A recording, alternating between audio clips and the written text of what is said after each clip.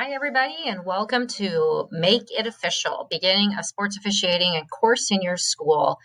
My name is Shannon Maly. I teach at Sun Prairie High School in the great state of Wisconsin, and I'm so excited today to share my experiences with you on how I started the course here at Sun Prairie and kind of like how it's been developing. So with that said, I do have my contact information. For those of you that are using Twitter, my Twitter handle is at Shannon Maly, and then I also have my email address listed on this slide that you can refer back to. So let's talk a little bit about me and where I'm from. Again, I told you that I teach at Sun Prairie High School. I'm currently teaching Fitness for Life and sports officiating course and an individual sports course this year. We are currently virtual. We will be moving to hybrid starting February 22nd, so I'm very excited about that. So it's going to be a little bit different. We have been in the virtual world since last year in March, so it's almost been a year since we've actually had kids in school. So I'm real excited to begin the journey of hybrid starting on February 22nd with our students working on an A day and B day. A few things about our schedule right now. They took our courses and made them into quarter-long classes. So a semester-long class is now 60 minutes in length. Well, actually, it's now 80 minutes in length. And we meet with the students Monday, Tuesday, Thursday, and Friday synchronously, which means just like what we're doing today. And then on Wednesday, we meet with our students asynchronously. So it gives us an opportunity to have meetings and have conversations with kids one-on-one. I've been teaching it for about 18 years, both at the middle school and high school level. And I'm very excited this year. I have I have the honor of being the Wisconsin High School Physical Education Teacher of the Year. And then I was also just recently awarded the Midwest District Teacher of the Year for high school. I'm also an Open National Trainer. So lots of different things that are going on in my world. I try to keep busy as much as I possibly can. Also coach gymnastics as well. Officiate now in almost every sport that I can because I've been practicing with my students as well. So I'm here today to talk to you a little bit about sports officiating. So let's get started. So some of you might ask a little bit about why sports officiating. To give you a little bit of a history background, we currently, 2 years ago, were in curriculum review, and actually we're still in our curriculum review process. It's roughly a three-year process. And the first year we can start to brainstorm different activities that maybe, or courses that we would want to bring into our school and add. And so there was that portion of it. The other thing is we noticed that other schools started adding sports officiating courses in our area. I went to one of our WHPE conventions, and there was a speaker there that had talked about starting a sports officiating program, and it had been really successful, had about 15 to 16 kids, and had worked through like basketball and volleyball and football, and were able to get kids certified and then able to get them out. Another thing that I noticed was that our area was in a dire need for referees and officials. From my own experience, as you can see, my son runs cross country and my other son does soccer, and I also coach gymnastics. And I found that those were three areas that were really always looking for officials. They're like, do you judge, do you officiate, can you help out, if they had somebody that was sick. So I really saw that there was a need in our area. Another thing was my athletic director reached out too and said, he was looking for officials and refs for specific lower levels. So like 6th, 7th, and 8th grade, scorekeepers, lines judges for volleyball. So I really did see a need, and I thought this would be a great addition into our school. So one of the first things that we had to do was start a course proposal process.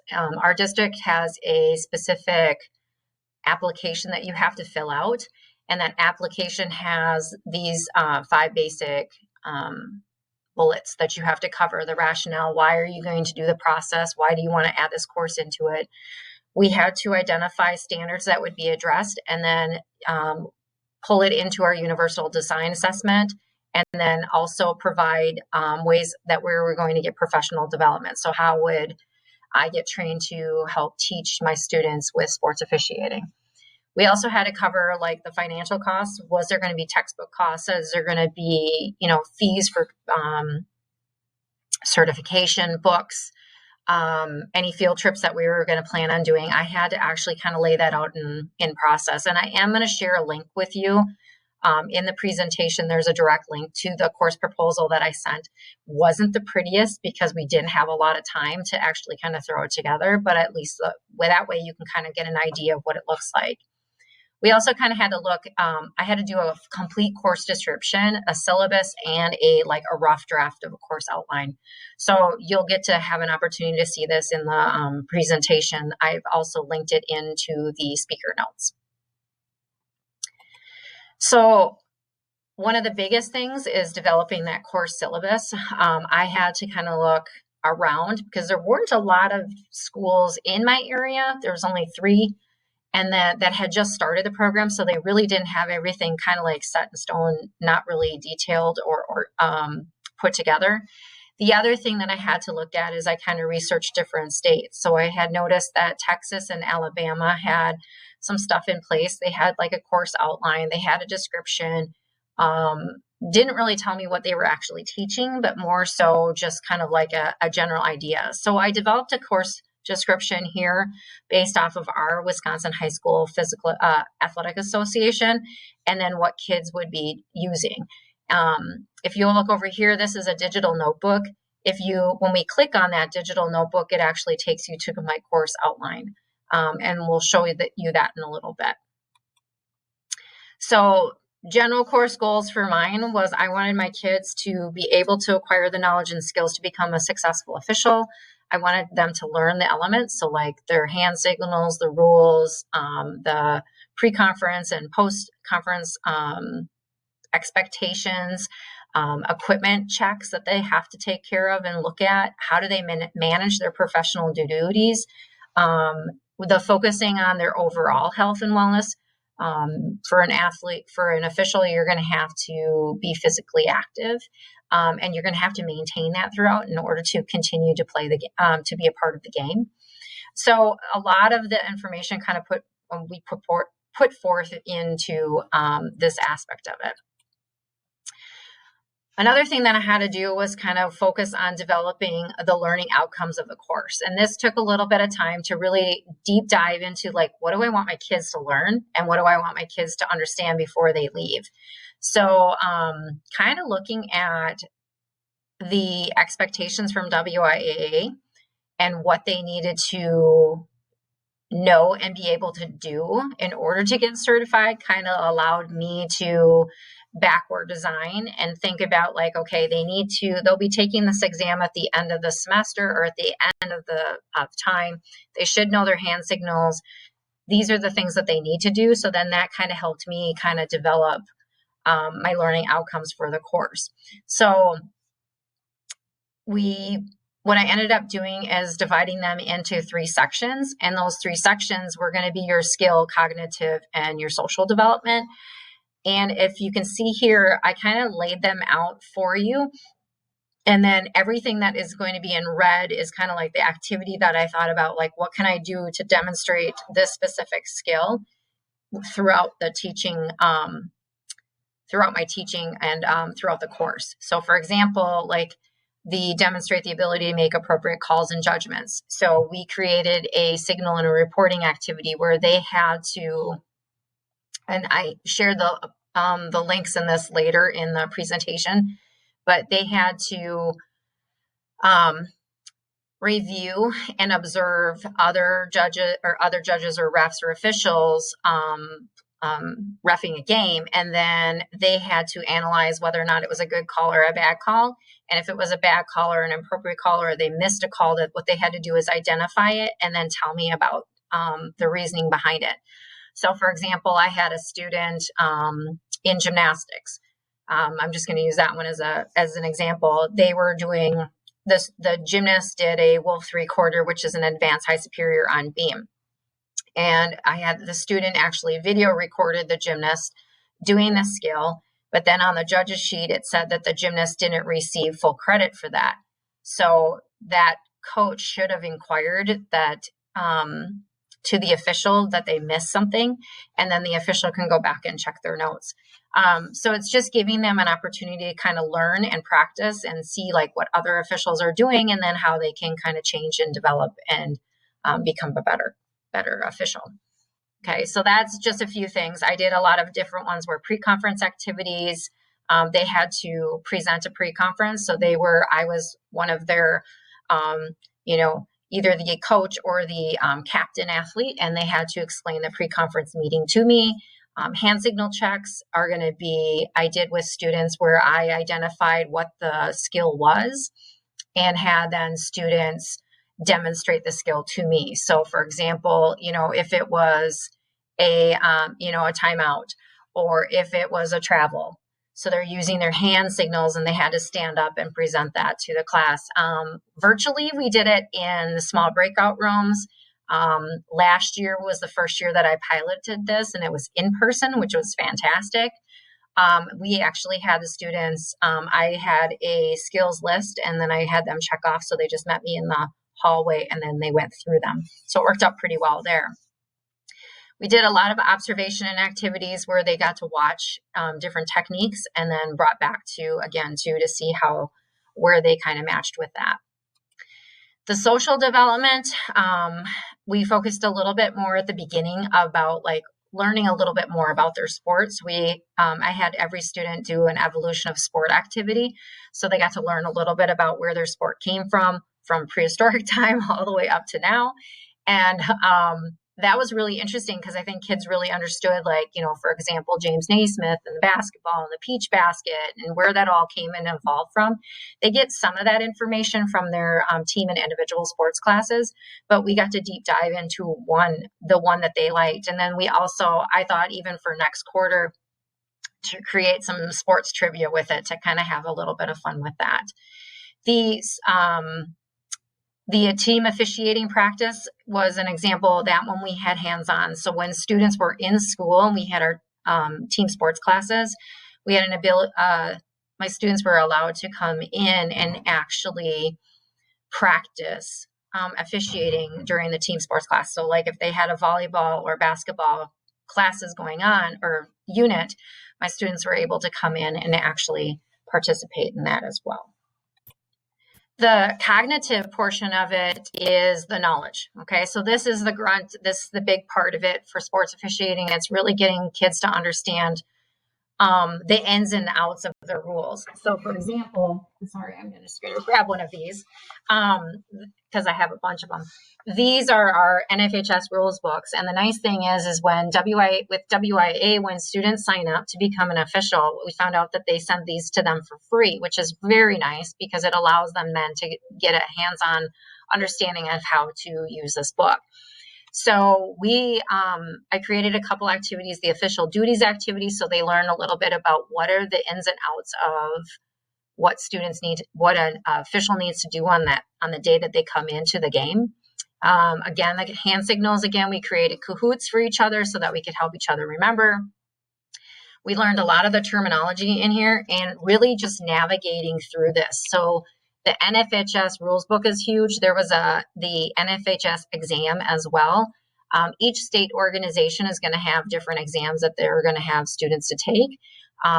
The WIA ones use the NFHS ones, and they're all PDF versions, which is great because I gave the test to my students in advance.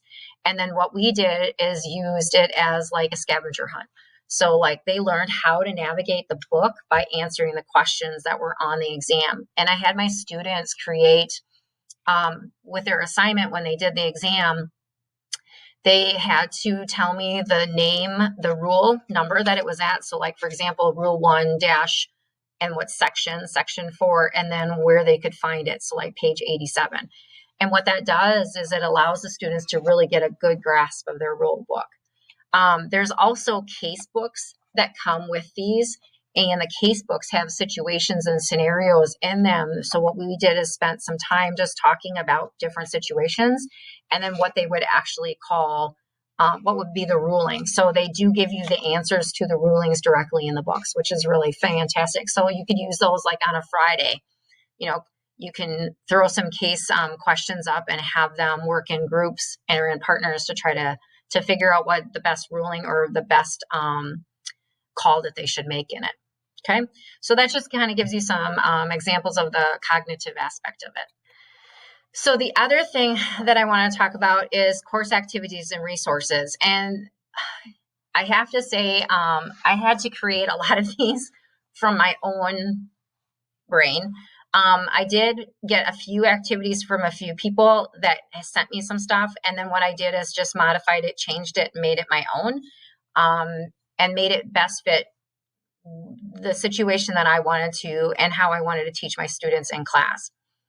So, for example, one of the things that I found as a wealth of resource was the NHFS website. They have what we call is when our students sign up for NHFS, there's NHFS Learn, and there are a plethora of courses that students can take that I found last year when I piloted this, a savior for me, because a semester-long course, I was really kind of like, oh, how am I going to get all of this information and then push it out in a semester-long class without and not run out of stuff. So it definitely has been a growing experience between last year and this year. Like I said, last year I only had one section. This year I have 4 sections. So each time I've actually modified and changed things and spread things out. And I'll show you a little bit about my course outline here in a little bit. But NHFS has, like I said, a variety of different programs that they can take. So interscholastic officiating is something that I have every student take to make sure that they understand, what they're getting into. And that's like the first week of class. The sportsmanship, bullying, hazing, and concussion ones are ones that are directed towards officials on what they need to do in situations such as that. There's one on a collapsed athlete. There's heat illness prevention and sudden cardiac arrest. These are all ones that I feel are like mandatory for all of my students to go through. So we right now, for example, today and tomorrow are going through the bullying and hazing and sportsmanship one. The sports-specific courses, which are also provided, they do have like officiating football, they have volleyball, they have umping softball, they have a lot in soccer as far as like understanding and identifying what offsides look. Volleyball has one on the rotation and the order that you can watch. Swimming and diving, there's ones in there in regards to swim and dive for officiating. So again, this has been a wealth of resource for me to get my program started. I'm very excited that the courses are free, and they have been ever since I started teaching this. So I've been really happy with the NHFS and offering this for anyone that wants to become an official.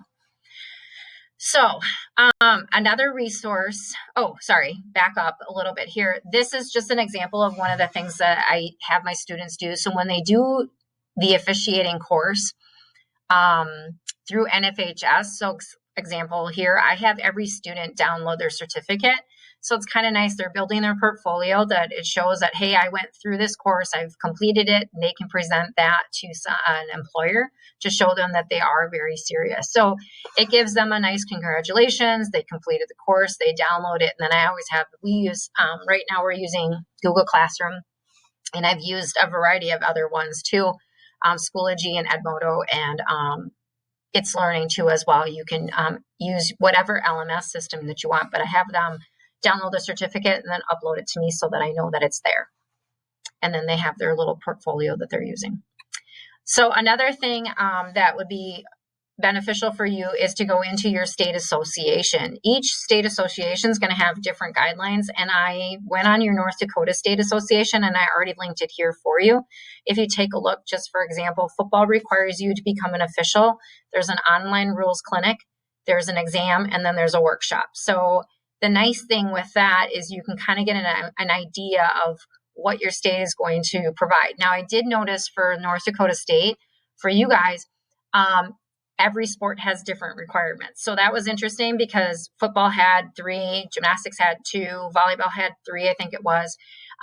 So depending on what sport that you want to do or what sports you're covering might be a little bit different.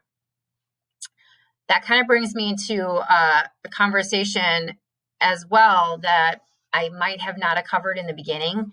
My students right now in their class, and I probably should just bring it up now.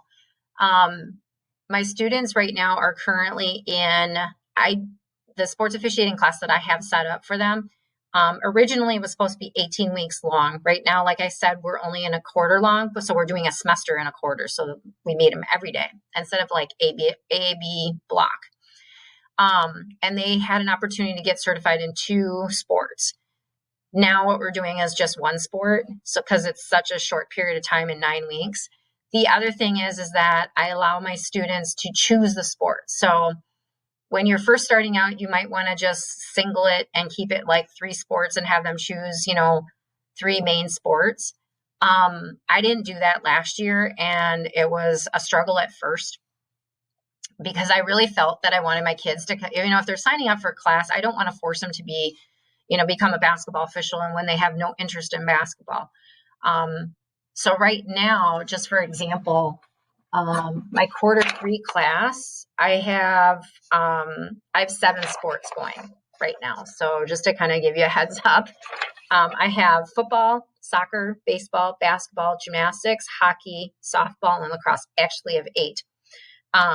And I have some singlets. Singlets mean like there's 1 student in that specific sport. So like, for example, I have 1 in hockey, 1 in gymnastics, and 1 in lacrosse. And then in football, basketball, baseball, soccer, and softball, I have multiple kids. So it just really kind of depends on the kid's preference. But I really wanted to stick with making it more personalized for the students instead of having to, line them up all in one. I do have to say, though, I do teach all of my students how to score, like use how to score for volleyball and how to score for basketball, because that seemed to be one of the biggest things that our district needed help with. So they always need somebody run the books for volleyball and basketball. So having them have that capability to do that just allows them to get more opportunities to make some money, I guess. So going back to the other in-class activities that I have, if you take a look here, we've got the evolution of sport, the officiating styles. All of these are going to be linked for you. I do have my students take a look at their own personality styles. This is a great activity where I found in referee.com. So I use the referee.com quite a bit with the articles. I have students find articles in the on the website that relate to them. And then we kind of review those each week on Fridays, usually every other Friday. And it's a great, I don't want to say it's a great filler, but it is a nice filler to have too as well, so that they can research that, and it allows kids to have some conversation and what they would do. The reporting project is something that is really important, and I'll explain that here in a little bit, but I'm going to go back to the when not to argue. So one thing that I found is so many students asked as they started becoming officials, well, how do you deal with parents, coaches, athletes that are arguing with you about certain calls? So again, one of the articles that we got from referee.com, there's like 3 or 4 of them. I had them read that, and then we come up with a situation where they've experienced it and then what they could do as an outcome. So we came up with like how we could vocalize it and use our voice. So I had students create a script. The reporting project down here here's just the example of it to kind of give you an idea. I had them find 4 video clips of various situations in a sport that they needed to make a different call. So if they saw something, they saw a video of it and it was a bad call, what they had to do is identify the bad call, make the correct call, and then share with me via kind of like what we're doing here, Loom or Screencastify. And I also use Flipgrid too as well. So I found this one a really fun, exciting, fun assessment. And I did link it here for you so that you could see it as well. So anytime that you see a link or the resources in the previous slide, you're going to see those as well. One thing that I found is last year when I started developing all this stuff, I kind of had it hodgepodge together because I was planning and doing at the same time. So creating a course from scratch and kind of, I told my students that they were kind of like the guinea pigs. So in this situation, now that I've had a couple quarters under my belt with my students, I've really gotten an opportunity to write it out and creating a course plan. So much more detailed. As you can see, we did have a snow day. For once, I thought we weren't going to have one, but we did. But this, again, just as a reminder, as kind of like an outline. So, we're just introducing everything here, and I got them into NFHS. We got them signed up through WIAA. That gave me also an opportunity to get them books. So once they're registered through WIAA actually sends these directly to them. So it gives me some time to make sure that everybody has books. The next week we focused in the evolution of sports, and we started talking about personality, what their officiating personality might be. And then we led into, like, for example, this week, because we're in week 3 of quarter 3, the sportsmanship, the concussion, and inappropriate behaviors. I'm trying to get that stuff in their brain and in their heads about when they're an official, how they're going to have to deal with all these different situations, so that when we go and start to practice, they have kind of some of that stuff in place already. And then as the weeks go, like, for example, next week, our books are already in, the kids do have them. So we're able to now start deep diving into the rules. And the NFHS rules tests are about 100 questions long. So each of those, what I've had them do is they're focusing on, we identify the first 20 questions for each of the sports. So students will have time to work in class to actually find and look and search and look for the answer, and then have time to collaborate between their classmates that are in a sport-specific course, course-like together. And that just allows them to give some time there. Okay. It's a work in progress. I mean, I think, last quarter worked really well. I had a lot of students that actually, like, they enjoyed getting together and, like, okay, you cover 1 through 5, you cover this, but then they also had a good community where they could collaborate and say, well, I got this one wrong, or I wasn't sure about this, because then I would go back and check the answers. I wouldn't tell them what the answer was, but I would say, hey, can you check number 47? It's wrong. And then they would have time to recorrect it and find the correct ruling for it. The other thing that I created too was, and I can share this in here, was the rules exam changes every year. So I have, and I'm looking at it right now, a lot of different questions, and some of them they omit the next year, so that what I've had to do was to try to get a list of them myself. So now I have a better understanding of which questions they're asking and which ones that they're choosing. But then I also have the locations of where they were.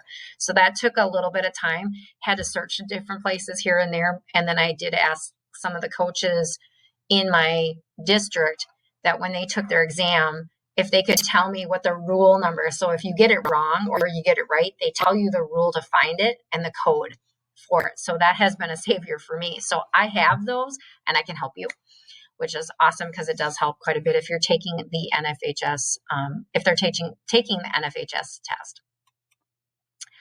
So I know this is a kind of a shorter presentation, but I did want to make sure that I have plenty of time to ask questions and show and tell if you need to, like if you want to see some assignments and stuff like that,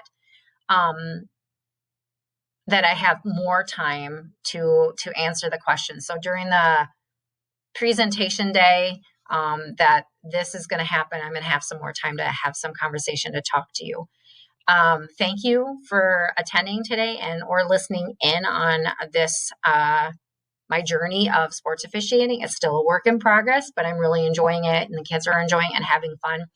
I've had students that have had already job offers. I have a couple people that have been doing volleyball now at the 6th and 8th grade level, and they've been doing tournaments, and they're getting about $400 to $450 a weekend just on a Saturday.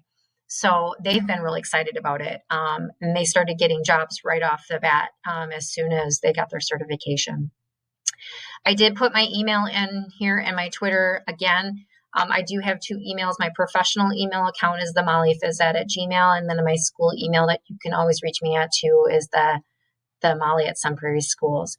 Thanks so much for tuning in. Please reach out to me if you do have any questions. I'd be happy to walk you through on making it official and getting a sports officiating course in your class. Bye. Have a good day.